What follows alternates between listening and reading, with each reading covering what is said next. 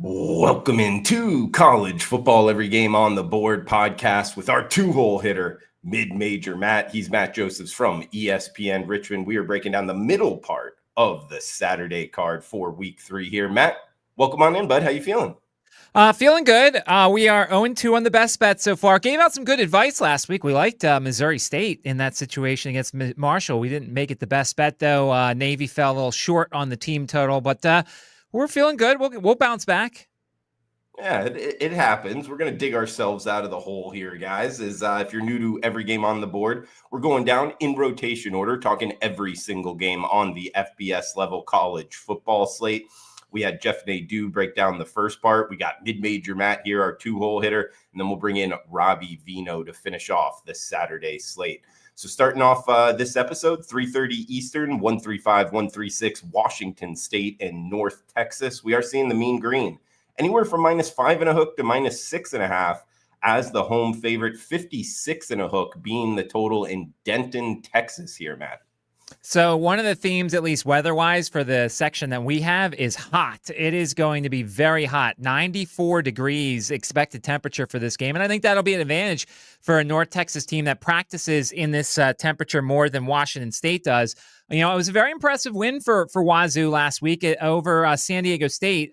Jackson Potter's been pretty good. Hasn't been sacked yet. No interception so far for that team. And then you got North Texas, who, last week we talked about. I thought Western Michigan was live. The game went into overtime. North Texas gets the win. Western Michigan covers.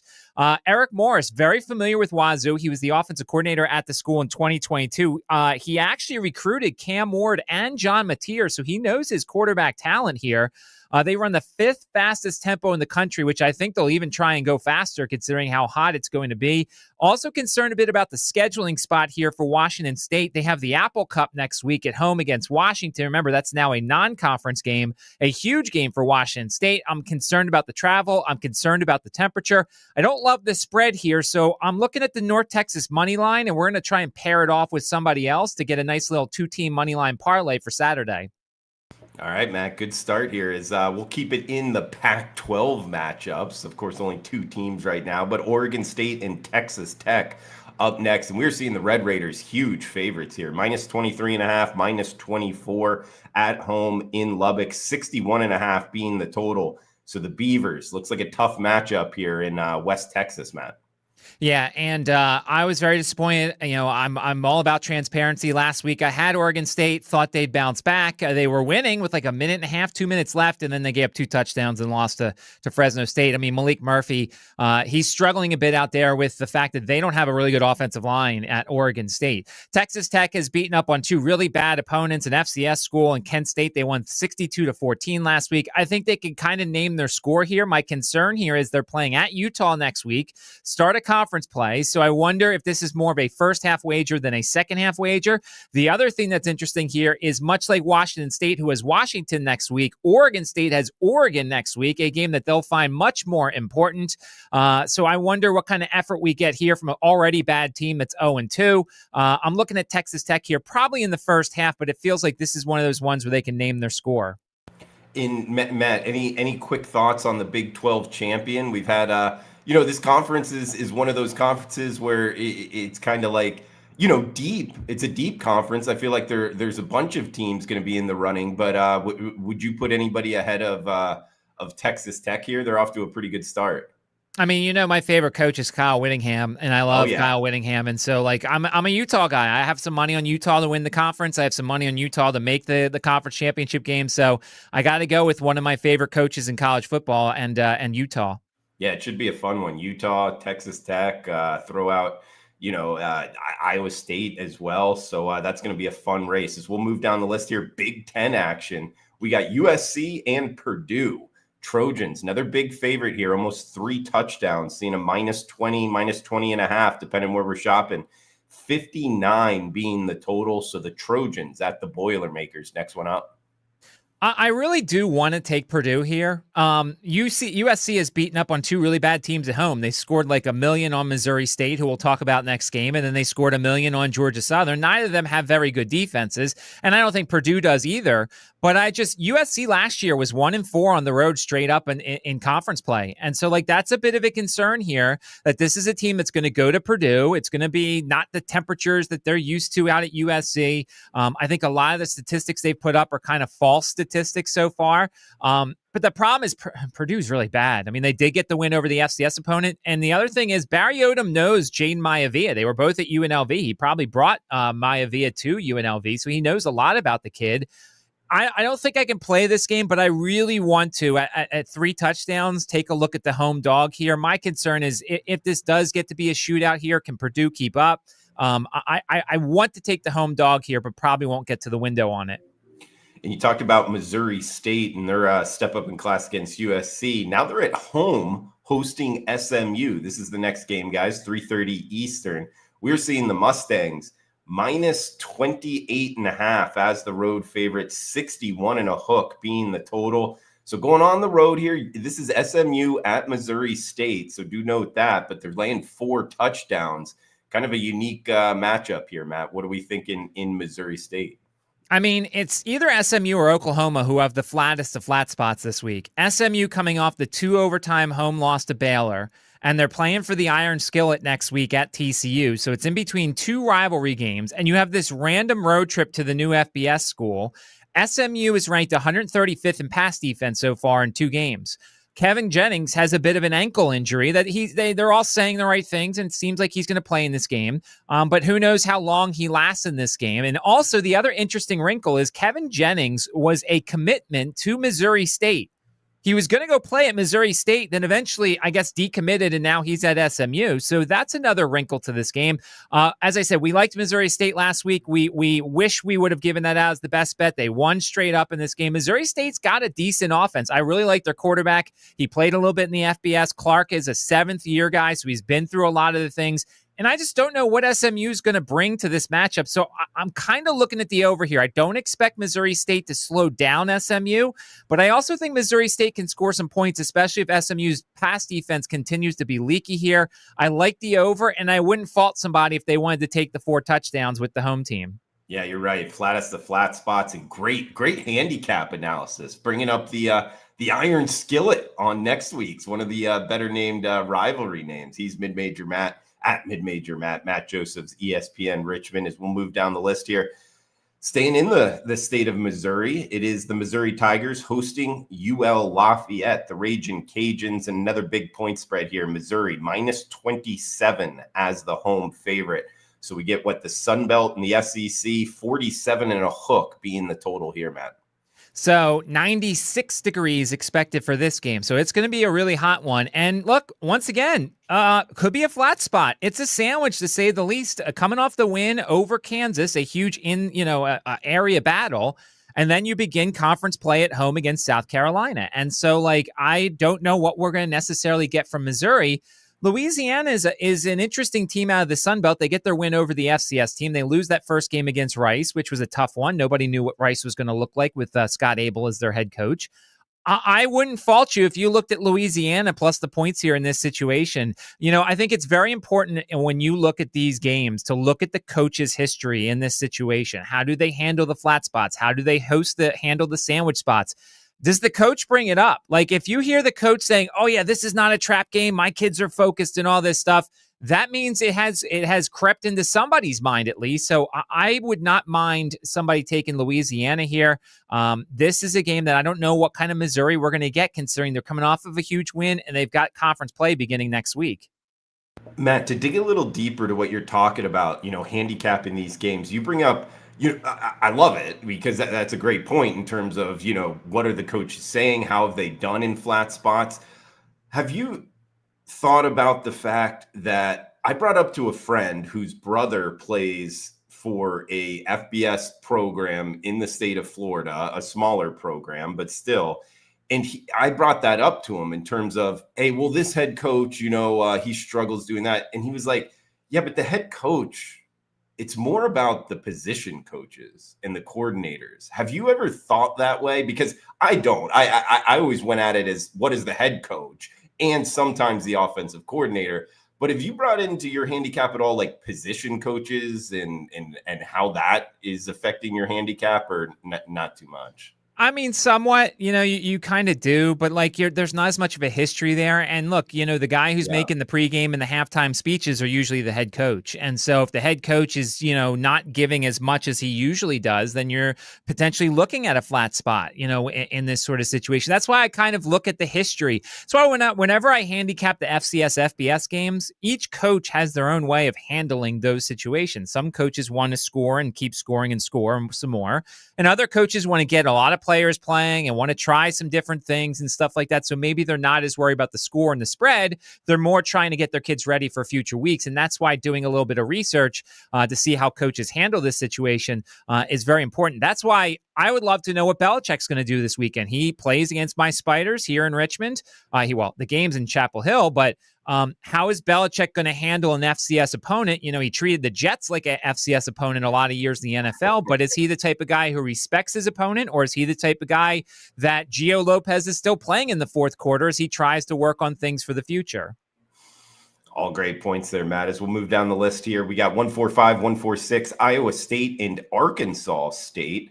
It is the Cyclones, -3 touchdown favorites, 21 at most shops, 20 and a hook is available, 56 being the total. So it's Iowa State at Arkansas, possibly another flat spot here in Jonesboro, Arkansas, Matt. Yeah, 96 degrees expected for this game. Iowa State won this game last year 52-7. And So, the Iowa States and the Kansas States and the teams that have already been playing a bunch of games, one more game than everybody else, you wonder how they're going to handle this sort of situation. I mean, Iowa State coming off of the win over the Iowa in the Cyhawk game. They've already played a really good FCS team. They played Kansas State in Ireland, and now they get a sleepy road trip to Jonesboro against an Arkansas State team that, it's funny, I actually don't know what their motivation is going to be necessarily. Of course, they want to win, but they're coming off of their first ever game against Arkansas that was played in Little Rock, and they didn't play very well. Arkansas scored 56. They beat them 56-14. Iowa State has a bye next week, so I feel like they'll still give max effort for this game. I'm potentially looking at the over here, just in case Iowa State is slightly flat. I think Jared Rayner is a decent quarterback. I think they have a good running back room at Arkansas State. So I could see them scoring some late points, maybe in the third or fourth quarter, to push this thing over the total. Maybe it's like a 42-17 type of game. Matt, we got a Lone Star State battle up next, 4:15 Eastern. We are heading to Austin, Texas for UTEP at Texas. We are seeing the Longhorns -40 to as high as -41 as the home favorite, 51 and a hook being the total. So a large point spread here with the total only 10 points higher pretty much. Makes it a kind of tricky handicap, but we get the UTEP Miners at the Texas Longhorns. Yeah, UTEP's team total is 3.5. That kind of tells you a little bit about this game. And they already disappointed me once this year, so I'm not going to jump on the over there for 3.5, but it just tells you 3.5 is the team total that's out there. By the way, trivia question for everybody. Did you know that UTEP actually leads the nation in sacks and tackles for loss? UTEP, of all teams, they lead the nation in tackles for loss and sacks. This is one of those name your score situations for Texas. They just came off of one of those against San Jose State. They won 38-7. They're playing Sam Houston next week. This is going to be a pass for me because I really hate these sort of situations. Arch Manning, if they want to keep helping his Heisman hype, they could have him throw a lot in this sort of situation. Maybe you look at Arch's passing touchdowns over in this sort of situation. That's the type of thing that this school might want to help his Heisman campaign. I hope everybody listened. I told everybody in some places I was on the radio before the season, and I said, the best time to buy Arch Manning for Heisman was after the first game because he played so poorly that his price was a little bit better than it was preseason. Now, if he starts playing better in these SEC games, you got the better price instead of the preseason one when everybody was buying Arch Manning. So I hope you bought some Arch Manning Heisman stock after week one. And I mean, would that price still be good? I guess it wouldn't change too much from that week one loss, right? Well, I think it would change a little bit because it got to be so public preseason. I mean, I'm looking now, it looks like it's, 15-1 on FanDuel, 14-1 on DraftKings. Like, that's not bad for a guy who is certainly capable and will have plenty of showcase games left. So, like, this is why you buy it preseason after the preseason, because preseason, Drew, I'm pretty sure it was like 7-1 or 8-1. By the way, I am holding a ticket on John Mateer at 30-1 for Heisman, and right now he's the leader in some places, and he's pretty high up there. So I'm feeling good about that. Yeah. It's an interesting kind of dynamic in the handicapping futures with the expansion of college football. You almost don't want to bet at preseason unless you think the team's going to run the table, because after a loss, it's pretty much usually going to take a hit, and then you would just jump in at that point. And the reason it's changed is because a loss mattered more in college football in years past. Now it doesn't matter as much. You know what? Are you picking up what I'm laying down? You can still make particularly in conferences like the Big Ten and the SEC. Yeah, and I think a week 1 loss isn't going to hurt you that much. I mean, of course, it was a showcase game. Everybody was watching. Everybody made the same joke about Arch Manning, but like he's going to have 6 or 7 more in the SEC that he can certainly play better in. That's why if you waited the week afterwards, you now got the 15-1 or the 14-1 instead of the 7-1. And look, here's the thing when it comes to the Heisman, if you get a player that you think is going to tail off, like at some point, I might sell my John Mateer shares if I can get a decent, offer from the sports book on my bet. I don't want to necessarily. I think he's going to hang around the Heisman thing all season. But if you don't feel as confident about your Heisman play and the books offer you a decent buyout, you can certainly buy out and make a little bit of a profit.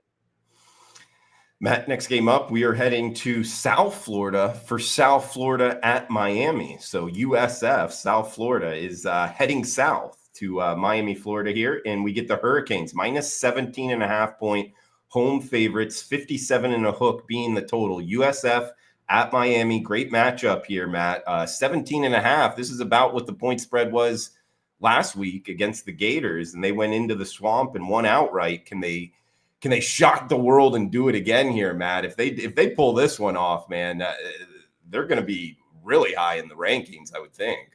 Yeah, and they're coming off of the embarrassing game against them last year. They lost 50-15 last year. Weather's a factor here, potential for rain, so that's something to always watch out for, especially if thunderstorms start creeping into the weather forecast. That always kind of breaks rhythm up a little bit because of lightning delays and stuff like that. But, we had this game last week, and I thought South Florida was live. I thought that this is a team, look, when you have a quarterback who's capable of scoring a lot of points, that keeps you in games. Now, I don't love South Florida's defense. I think South Florida's defense is okay. I think, Florida's offense made South Florida's defense look better than it is. Granted, there is a lot of starters back, and so that, you can't beat having experience. I lean to South Florida again. Like, this is a lot of points. Miami has looked good against Bethune-Cookman. They look good against Notre Dame. They've got Florida next week at home. I just feel like South Florida with a quarterback that's able to do something. He's definitely better than Notre Dame's quarterback. He's definitely better than Bethune-Cookman's quarterback. I think Byron Brown's going to give them a little bit of trouble here, and I think South Florida's live. It's not my favorite bet, and certainly the weather will be a factor here, but like at this number, I don't know why you wouldn't take a chance on the Bulls once again. They're playing good football right now. In your opinion, will they be the G5 playoff team, or would you kind of choose someone else? No, I mean, I think right now you have to make them the leader, but I think whoever the AAC champ is probably also going to be up there. Toledo had a chance to be up there if they had won at Kentucky. I mean, obviously JMU, disappointing effort at Louisville for their offense. That could have been a team up there, but I would say right now, whoever you think the AAC champion is going to be probably will be the G5 representative. Makes sense. As we'll move down the list here, Liberty and Bowling Green, Flames minus 5.5, minus 6 as the road favorite, 52 being the total. Liberty, Bowling Green next up, Matt. Liberty's been a disappointment. They get handed a high school schedule the last couple of years and basically have done nothing with it. Losing that game at Jacksonville State, like I can understand if Rich Rod was still there and a lot of the players he had were still there, but this is a team that basically relies on the ground game and Cam Cook, and that's about it. And they gave up a lot of running yards and touchdowns to Cam Cook. And so, Ethan Vasco, not necessarily a great quarterback for Liberty here. And you've got a Bowling Green team that look at their history. Look at the fact that, how well they've played against teams that are better than them. I think Bowling Green's very live here. Last week, they kicked down the back door and got in there against Cincinnati. I think at home, I believe it's homecoming for Bowling Green already early in the season, but I like the Falcons in this situation. I might sprinkle a little bit on the money line as well. Matt, we got the Shula Bowl up next, FAU and FIU. So we got the Miami Hurricanes playing and the FIU, hosting FAU here. It is FIU -2.5 as the home favorite, 58 being the total. So we get the Owls making the 45-minute to 3-hour trip south, depending on traffic, of course. FAU at FIU up next. Yeah, Florida Atlantic won this game 38-20 last year. FIU was impressive in their 34-0 loss to Penn State. Like, the defense held up as best they can. The offense didn't really do anything, but Penn State's one of the best defenses in the country. And, Florida Atlantic has Caden Veltkamp and Easton Messer, which is a tremendous combination here. Once again, rain potentially in the forecast. Storms might creep in, so that's going to make things interesting with the Shula Bowl. I like what Coach Simmons is doing with Florida International this year. FAU's won, I believe, 7 straight in this series. I think FIU ends that. I think there's a chance. It's not my favorite play on the board by any stretch, but to give you an opinion in this game, I lean to FIU. I think good coaching in this situation will be the difference. I think Caden Veltkamp and Easton Messer will do what they do. They'll score a couple touchdowns, but I think in the end, FIU pulls it out. Interesting. All right. We got App State and Southern Miss up next. App State -3. Pretty much across the board. There is a 2.5 out there. Also a 3.5. Interesting. If you shop around, you can get the best of the number in this one. 56.5 being the total. App State, Southern Miss here. Pretty good matchup. Yeah, I love Southern Miss in this situation. I don't get the line. I think this line is based off a reputation. I think App State is, traditionally it's a program out of the Sun Belt that's done really well. They've had some very good quarterbacks, Joey Aguilar, now that he's elsewhere. But I think this is a reputation type wager for App State. They're coming off their FCS game where they won by 7 over Lindenwood. Now, this is a Lindenwood team that's not very good. And they needed, a 20-13 win to get the win over that team. Southern Miss, we basically refer to them as Marshall in another jersey because Coach Huff basically took all of Marshall's good players and brought them over to Southern Miss. It's a Sun Belt Conference game, the very first one of the season. They won their FCS game rather easily, 38-20. I don't know necessarily what I'm missing in this situation, but I love Southern Miss plus that 3.5. I think that's key. You get the above the 3. I would even once again sprinkle on the money line. And they're probably one of the 2 or 3 selections that I'm considering to be my best bet in this group. Yeah, there is a 3.5 out there at a large book right now, but I'm just seeing one of them. So it might not last long here, guys. As we'll move down the list, Ohio and Ohio State. So battle for Ohio here, Matt. -31 at most shops. That is the Buckeyes as the home favorite. 51.5 being the total. I like this Bobcats team, Matt, but this is kind of a different animal heading into the horseshoe. Yeah, and Ohio's already played Rutgers and West Virginia, and so I'm kind of concerned about the 3rd straight P4 game for Ohio. They won the game last week against West Virginia. That's great, and I'm concerned about great win over West Virginia at home. Now, what are you going to have for the horseshoe? Plus, Ryan Day is ruthless when it comes to the point spread here. I mean, I don't think I'll be playing anything in this game, but if I do, I would consider the over. I think Parker Navarro is capable of a scoring drive or two. And we know Ohio State is going to score some points. Their team total is 40.5 in this game. If I was to play anything here, small lean to the over because I feel like Ohio will get to the end zone at least once. Next one up, right up your alley here, Matt. Blacksburg, Virginia. We got Virginia Tech -7 as the home favorite, hosting Old Dominion. 51 being the total. The Monarchs head to Lane Stadium here and take on the Hokies. Yeah, and we've talked a lot this week about Virginia Tech. I've even started on my show. I'm looking at new candidates for Virginia Tech's job because I can't imagine Brent Pry is going to last if the team continues to play like this. Last week, once again, full transparency, I had Virginia Tech. Well, I gave out Virginia Tech because we can't bet the Virginia schools here in the state. And then in the second half, after Vanderbilt scored, I started giving out Vandy live. They still were an underdog when they were down. And then when they scored the next touchdown, they were still still like a slight favorite. So I told my followers on Twitter to like start hammering Vanderbilt live. And so we made back profit on that money on that game. But like the Hokies are just a bad team right now. You know, they were up 20-10 on Vanderbilt. And then all of a sudden it was 32-0 or 34-0 in the second half. They didn't stop Vanderbilt at all. I don't know what to make of this Hokies team. I don't know what to make of this atmosphere. It's a night game in Lane Stadium. Let's throw out all the preconceived notions that Lane Stadium at night is really tough, because it's just not. Coach Price said that 7 of the 11 offensive linemen on the depth chart are dealing with various ailments. Not many of them are 100%. We saw last week that when Virginia Tech had 2 offensive line injuries, Vanderbilt just blitzed every play and they couldn't pick it up. And Kyron Drones was under siege the whole time. And so, like, I'm very concerned here. What we know about ODU, every game is a one-score game. Most of them, they don't win, but they are within one score pretty much every game, it feels like. Their quarterback, Colton Joseph, has the most rushing yards of any QB in the FBS right now. And in the past, Virginia Tech has had massive issues with mobile quarterbacks. Now, they did all right against Lenora Sellers in week 1, and they did all right against Diego Pavia in week 2. But, like, where's this team's head at? If ODU scores early, do they all of a sudden, does Virginia Tech pack it up? Does it does it just get a whole lot rougher for this team? So basically, it's a long-winded answer for me to say I kind of like ODU plus the points here. I think the Monarchs have what it takes. Now, they lost last year 37-17 in this game. They've had a rough time in Blacksburg, but like I just wonder what the headspace is like for Virginia Tech in this situation, especially if ODU scores early. So give me the Monarchs, and if you don't bet this game pre-game, look to bet it live, especially early on if the Monarchs are moving the ball. Looking towards the Monarchs and ODU here, heading into Lane Stadium. We'll head back to Big Ten country. We got Illinois hosting Western Michigan, 50.5 being the total. The Illini near 4-touchdown home favorites, -27 and a hook in Champaign, Illinois.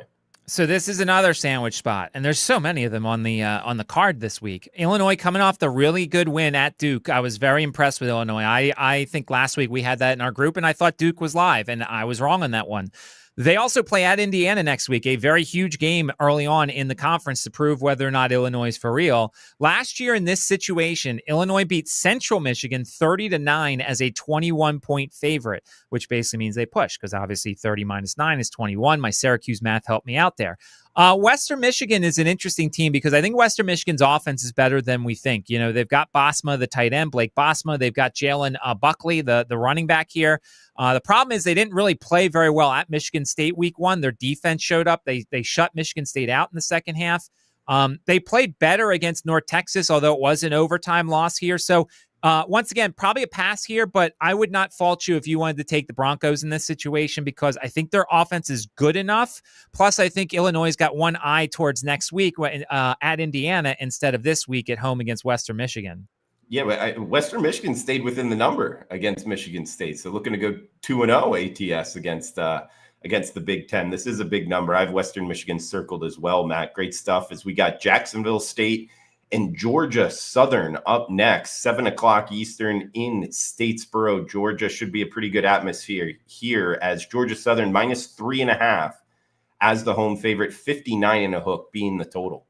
So I'm not a huge JC French guy for Georgia Southern. Now, part of that could be Sunbelt bitterness as a JMU guy, but I don't think JC French is that good of a quarterback. Now, Georgia Southern, remember, we talked about this because I think this is the third time we've had them in our group. Georgia Southern spent last week in California. They played that game against Fresno State. Then they stayed in California. They practiced in Oxnard, and they played USC. So they're finally home for the first time this season. I expect them to look a little bit better, but I mean, is there any weariness being away from campus for that whole week last week? And then you look on the Jacksonville State side. They come off the emotional home win in conference against Liberty. Now they step out of conference. Will they be as focused for this game? They are going to potentially have an injury go their way. Wide receiver Michael Petway, who's a very good wide receiver for them. He missed last week. He missed the first week. He might be able to finally play. That gives Jacksonville State's offense a little bit more of a different dimension because now they might throw the ball a little bit more. Lean towards Georgia Southern here, though. Scheduling-wise and the fact that Georgia Southern's finally home, I lean in that direction because I just think they'll be more focused. Maybe you pair Georgia Southern off with the very first game, North Texas, and you do yourself a little money line parlay with those two teams. That way you don't even have to worry about the spread. You just need them to win. Yeah, I get where you're going at with that because it's 3.5 across the board. and what it's come down from 4. I'm interested personally because I like Georgia Southern here. Would you recommend waiting and seeing if you can get 3 flat, that hook on the 3 off of it? Maybe. I mean, yeah, that's always a certain situation, but I also don't want to rely on college kickers. And so, that way, this is why I always talk about for certain money lines, if you can find a dance partner, that makes things a little bit interesting because you've done the handicapping. You think a team's going to win. You just don't want to rely on any, college kickers in that sort of situation. So that's why you do, a money line parlay and you don't have to wait for the 3. If the 3 comes down, yeah, you could go in that direction, but now you're asking them to cover a number instead of just straight up winning.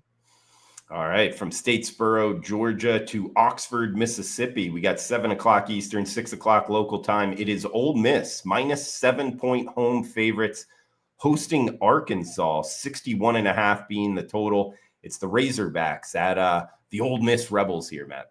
So I always like to say this for my group, my strong point is not necessarily the SEC and the larger conferences. I did some research and I have some notes, but I'm coming at this as a guy who occasionally dabbles in the SEC, but not necessarily my strongest point. But I thought it was interesting for Arkansas, one of their number 1 wide receivers, Monte Harrison, he's out for this game. I really do like Talon Green. I thought that Talon Green was going to be a really good quarterback. He's done some good things in Arkansas's offense so far this year. They're coming off the relatively easy win over the in-state rival Arkansas State. And then you look at Ole Miss, and once again, our good friend Lane Kiffin apologizing to the gamblers afterwards for what happened at the end of the Kentucky game. But, Ole Miss's defense, showed up when it had to. And I think Austin Simmons is slowly improving at quarterback here.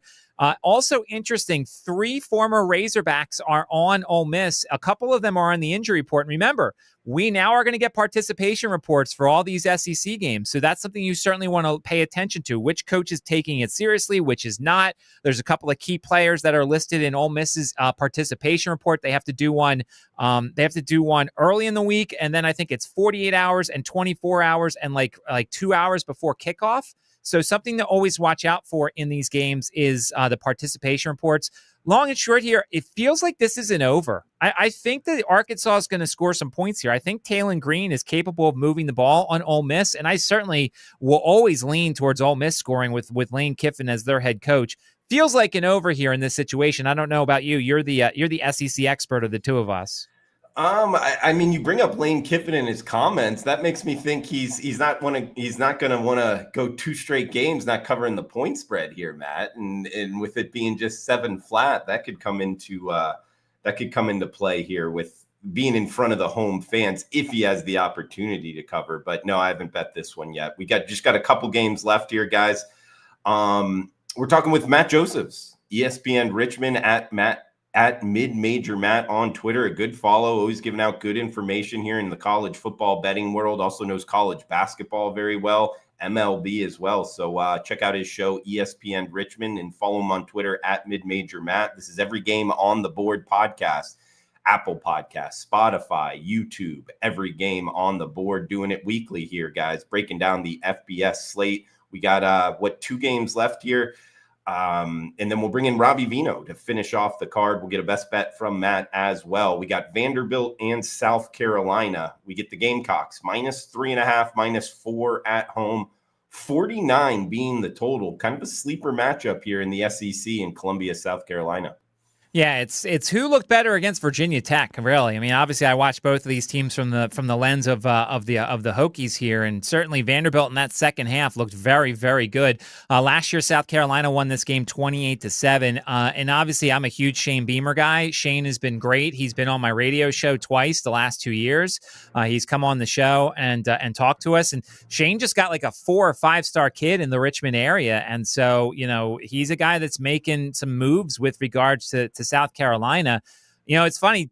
Pavia is one of those guys that you never count him out. It feels like this is one of those games where Vanderbilt's potentially down like 12 or 10, and he's driving them down, trying to kick their way through the back door here. So I think Vanderbilt's defense is a little bit improved. Granted, I don't know how much improvement they made over Virginia Tech. They figured out a game plan and they just executed it well in the second half.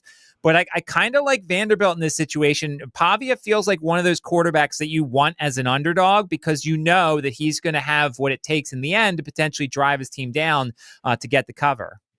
Yeah, he's a good player. He's a guy I like to bet on as well, Matt. We got last game here for this segment. Eastern Michigan and Kentucky Wildcats minus 24.5 at most shops, 46.5 being the total. So Kentucky off the tough loss to Ole Miss.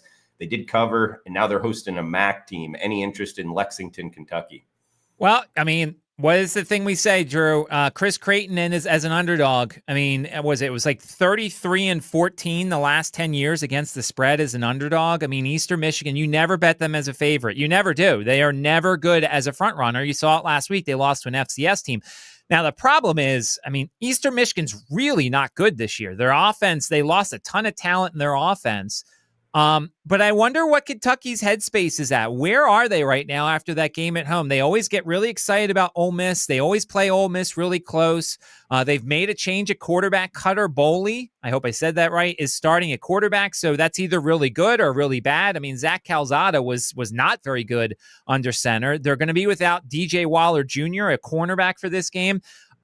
This feels like a lower scoring game. And if you base it off the trends, Eastern Michigan's live here. The problem is it's one of those plays that you would have to hold your nose, not watch the game, not watch the game cast, throw your computer out the window and like go for a walk for those 3 hours because you don't want to watch. But like based off the trends, we bet Eastern Michigan when they're an underdog. We fade them when they're a favorite. So if you want to, hold your nose and take Eastern Michigan in this one.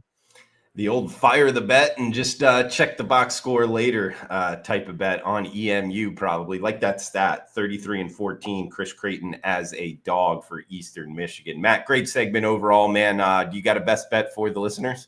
This is tough because there's two I really like, and I don't want to do both of them because we're 0-2 so far. I feel bad about that. We've given out some good advice. All right, I'm going to do it. I'm going to take that 3.5 with Southern Miss. I do not understand this line. I think it's based off a reputation. I think App State is not the App State we're used to here. I think Southern Miss is a really good team.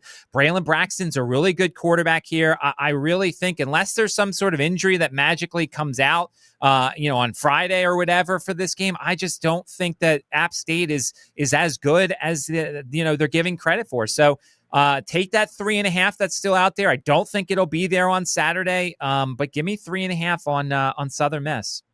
I like it. 3 and a hook. It is out there at FanDuel, guys. It's +3 at a lot of other shops. So 3.5. We got 4 mid-major Matt best bet Southern Miss plus the points. Matt, anything else you want to throw out before we shut this down?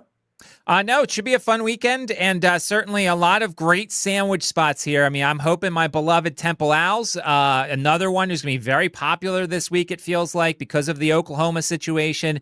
I'm hoping Philadelphia shows up for Temple. I'm really excited what Casey Keeler's doing for that program. And I think Oklahoma's going to win the game, but I feel like Temple's going to make them work for it. And I think this is a very good Temple team that's going to make somebody very unhappy later on in the season. So I'm hoping the Owls and the city of Philadelphia show up at noon on Saturday. Yeah, it's a tough trip for their opponent.